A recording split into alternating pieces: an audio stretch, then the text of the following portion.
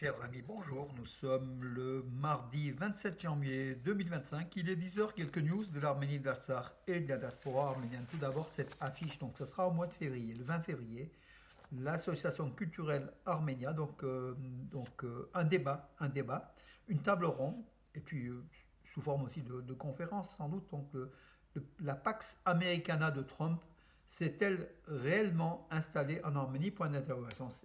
Tout simplement pour dire, est-ce que cette paix dont bénéficie l'Arménie depuis quelques mois est-elle précaire ou est-elle réelle? Donc face à l'Azerbaïdjan et la Turquie, le couple turco-azéri. Donc voilà, est-ce que Trump a pu finalement réellement faire la paix en Arménie? C'est ce qui s'en vante, hein. Donc, et a priori, les premiers signes indiquent que oui, c'est le cas, mais surtout en vertu des accords commerciaux, puisqu'en fait, l'Azerbaïdjan et la Turquie sont intéressés de traverser l'Arménie pour des affaires économiques, hein. Je crois que l'économie prime sur la politique et peut-être la paix peut s'installer dans ces conditions-là. Ça n'a pas empêché l'administration américaine donc, de renvoyer vers l'Arménie quelques citoyens d'Arménie expulsés des États-Unis, hein. Donc un avion de type Boeing 767-300 donc, qui est parti des États-Unis et qui a fait escale à Bucarest en Roumanie, a atterri à Yerevan il y a quelques jours. À son bord, donc des dizaines de citoyens, dont des citoyens arméniens expulsés donc, des États-Unis. Voilà, et puis l'avion a repris son cours vers l'Ouzbékistan, où il y avait une quarantaine d'Ouzbeks, justement, expulsés des États-Unis vers ce pays-là. Donc voilà, l'Arménie aussi recueille donc ces ressortissants.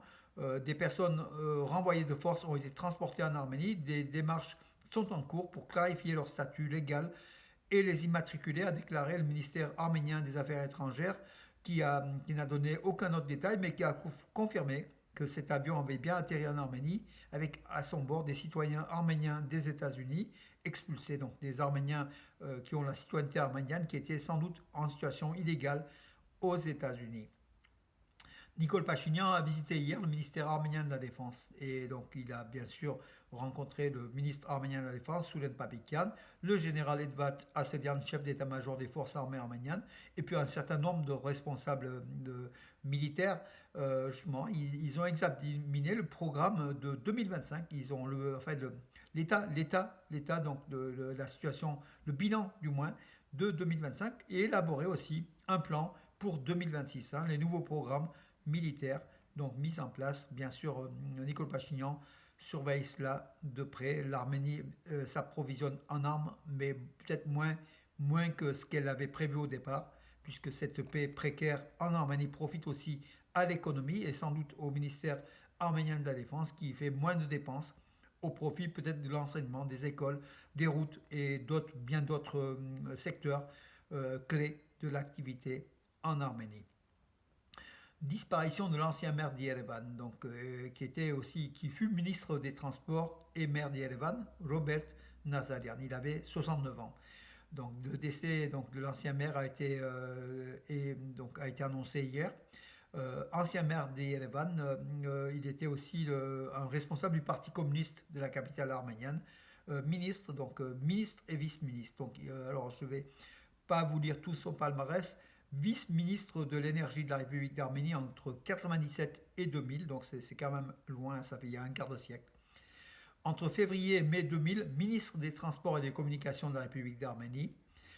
Premier vice-ministre de l'énergie de la République d'Arménie entre mai 2000 et janvier 2001. Voilà, maire de Yerevan entre 2001 et 2003. Voilà, donc retenez son nom, peut-être certains l'ont connu, hein. En fait, nous on le voyait souvent à la télévision d'Arménie en fait, hein, puisqu'il s'occupait aussi, de président de la commission de la fonction de président de la commission de régulation des services publics d'Arménie pour un mandat de 5 ans à partir de 2013, donc jusqu'à 2018. Alors, disparition donc de l'ancien maire d'Yerevan et ancien ministre des Transports, Robert Nazarian. Ce matin, mes amis, comme le 27 janvier est désormais décrété journée de héros, des héros militaires qui ont sacrifié leur vie pour la patrie, Donc ce matin, les dirigeants et les hauts responsables d'Arménie, Nikol Pachinian, le président de la République, Vagan Ratchadourian, le président de l'Assemblée nationale, Alain Simonian, ainsi que d'autres membres du gouvernement arménien sont rendus au cimetière militaire des héros de Yeraplur, sur les hauteurs d'Erevan, pour déposer des fleurs, justement, sur des tombes, en hommage à la mémoire de ceux qui sont morts pour la patrie, pour l'Arménie. Rappelons que depuis cette année seulement, le 27 janvier est désormais une journée fériée en Arménie. Aujourd'hui, 27 janvier, chaque 27 janvier, ce sera le cas. C'est depuis cette année.